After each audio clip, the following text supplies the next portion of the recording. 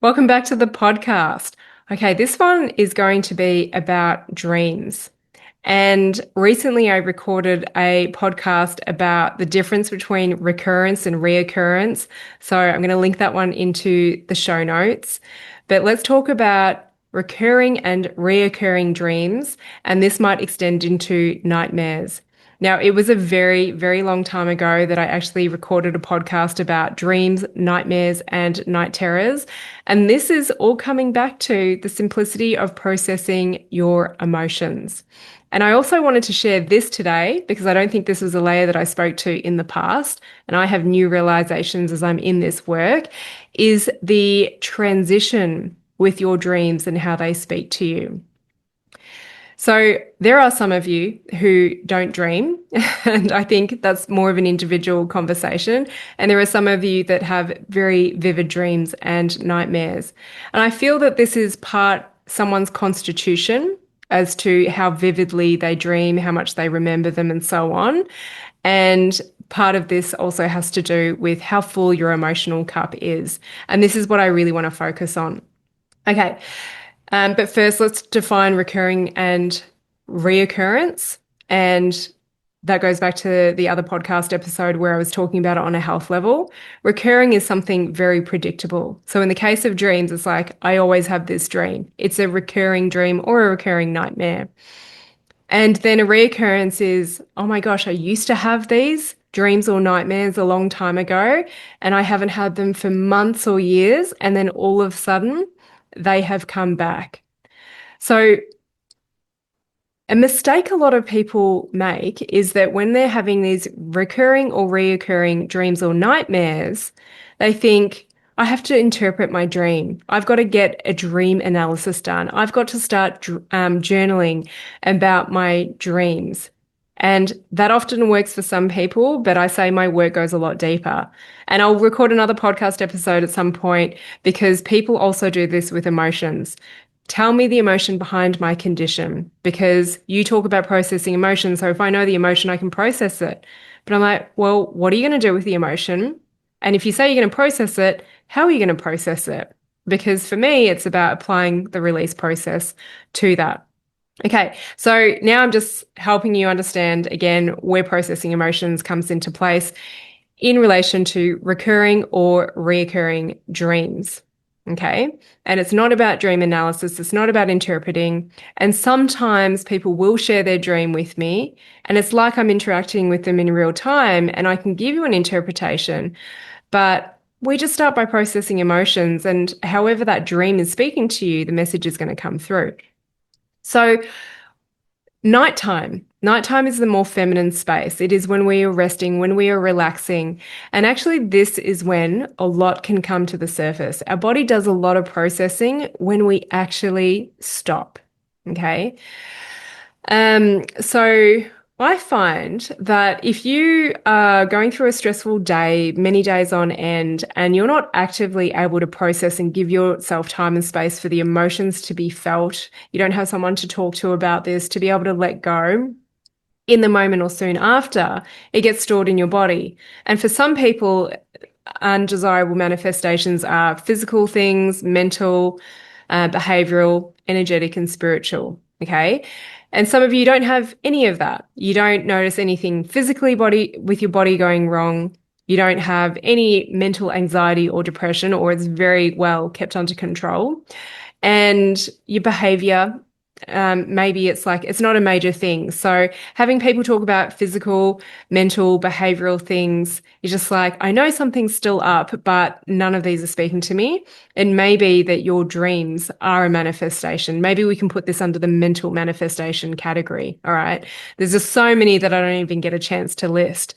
And so I say that if you're not able to process stuff during the day or just like consistently at the end of your day, then your body's going to speak to you. Your life is going to speak to you. And in this context, your dreams are going to speak to you. Asking that maybe when you're in this more relaxed state, in a dream state, you'll be able to try and get the message. Like your body and your life, the universe is always trying to communicate to you. And our work is to become a better listener. So dreams can speak to us in a really positive way. And nightmares can be seen as negative, but there's still something that is trying to give us the opportunity, teach us the lesson if only we can learn. Okay. And this is why dream analysis, I think, has its time and its place. It's a little bit like when you see an astrologer or a psychic, is that if you're coming from a place of pain and desperation, you're only going to look at it at the lens that you can see it from. And really, they're talking about a future, a reality, something for you to step into that isn't you right now. And so this is where dream analysis can sometimes fall flat, or you journaling about it and recounting your dreams. Sometimes you look at it too much from a very, very literal lens rather than the symbology that might be available. And again, it's not about learning symbology and learning to analyze your dreams. Just come back and process your emotions and empty out your emotional cup and give yourself some space. Because on a positive note, I love dreaming, and I love getting curious as to why are these dreams recurring? What message do they have for me? Thankfully, they're communicating to me in this way rather than in my physical body, my mental state, or my behavior, or the energy in my life, repeating patterns, or on a spiritual level. Okay. Thankfully, it's not affecting me in that negative light. So ask yourself, well, are dreams trying to speak to me? Are nightmares trying to speak to me, trying to get me to address something because my emotional cup's too full? I need to empty it. I know I need to empty it, but for some reason I'm avoiding it. I'm just looking for the right way, the right person to be able to support me with this. And so, yeah, this is one point in time that dreams and nightmares can speak to you when you're in pain and it's trying to get your attention.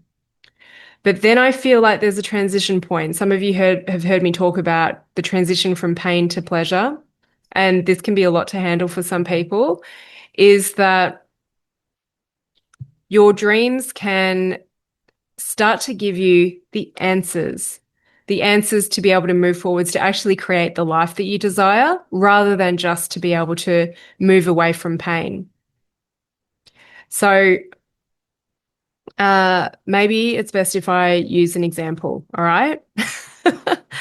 So a reoccurring dream, one that I have in a kind of unpredictable way, but maybe a recurring predictable way. A dream that I have is being in a car that loses control.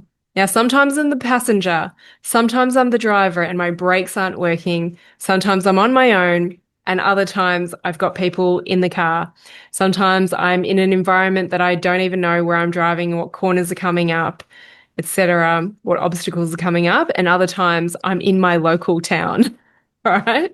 But it's a dream that I've had before, and sometimes I go for many, many months not having it. But I have now noticed that my dream speaks to me. Even though I don't identify as someone who gets stressed very often, I have a really high capacity to handle things. But I know that this is usually, and maybe I've missed earlier signs, but this is usually a sign that, Jen, you're a bit stressed. That you are losing control of your vehicle, of your body, of your car, or you have a sense or you have a fear of. So I have learned to listen to this dream, okay? Because sometimes I would say they're nightmares where I've lost control of the brakes. So I'm curious, and tell me, like, what is a recurring or reoccurring dream that you have for yourself, and what do you think it's telling you? Okay. And maybe your body and your mental and your behavioral and your energetic and spiritual state has spoken to you, and now it's trying to speak to you in the form of dreams. Or maybe dreams is your way that your body speaks to you that, hey, something undesirable is going on. I'm trying to get your attention. And then switching to the pleasure piece, this is where I think it's really important to be aware of what your subconscious thoughts are, because what and where our attention goes, our energy flows, and we manifest it. And so in my space, it's very typical for people to say, oh my gosh, I think I manifested this cancer because I've been surrounded by it. I fear it. I get so worried about it. It's like, we need to create space for more of like what you actually want in your life, not what you don't want. All right. And I'm so grateful to work with these people because we work on the deeper layers, we get past that story, and we start to focus on a future once they've processed their emotions. So for me, sometimes I just hit the pillow, I fall asleep, I don't have dreams, I do have dreams, and it's not very intentional. And other times, if I am looking for answers um, to a challenge, I will make sure I process my emotions very consciously about that challenge, just about general past experiences to try and create space. But I also go to bed thinking about what is the future that I desire? What is the outcome that I desire? And I don't say this specifically, but I think, please, dreams, give me the answers. And so this is where I share that in lucid states of dreaming, I get my ideas. So this batch of podcasts that I've just created has been inspired from waking up early this morning on the 29th of March in a lucid state of dreaming. And I felt like I could feel the dream. I could remember it. It was a really beautiful dream. And then as I woke up in this lucid state, I had all these ideas of what I wanted to share with you. And so here I am acting on the energy, coming out of the dream state and adding another layer to how I share about dreams and nightmares. There's the first part where it's asking you to look at something, to change something in your life. And then there is this switch into where the dreams can be such a cool place to be, not because something's wrong with your life, but you're getting answers. You're getting answers and solutions as to how to move forwards. So it's not about analyzing your dream, paying someone to analyze your dream, learning about the symbology.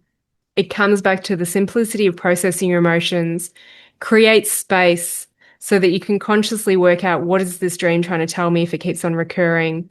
But then you can create space so that your dreams land from a place of pleasure, manifestation, where it gives you the answers to some of the trickiest, loopiest situations in your life. Okay. So let me know. Let me know what recurring dream or nightmare that you have. Particularly if it's a nightmare, I will just acknowledge it.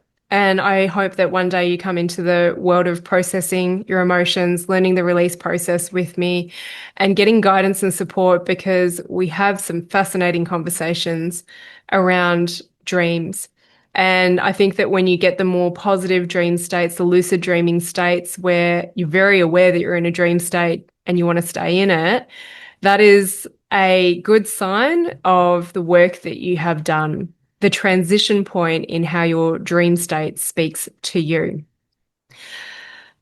All right. Let me know how this episode lands and make sure you get in touch and let me know what kind of reoccurring dreams you have or nightmares. Nightmares are going to be a little bit more challenging for me to respond to. I'll probably just acknowledge it because I'll say, well, do you want to go on the journey of processing your emotions and actually working out what this has to share with you?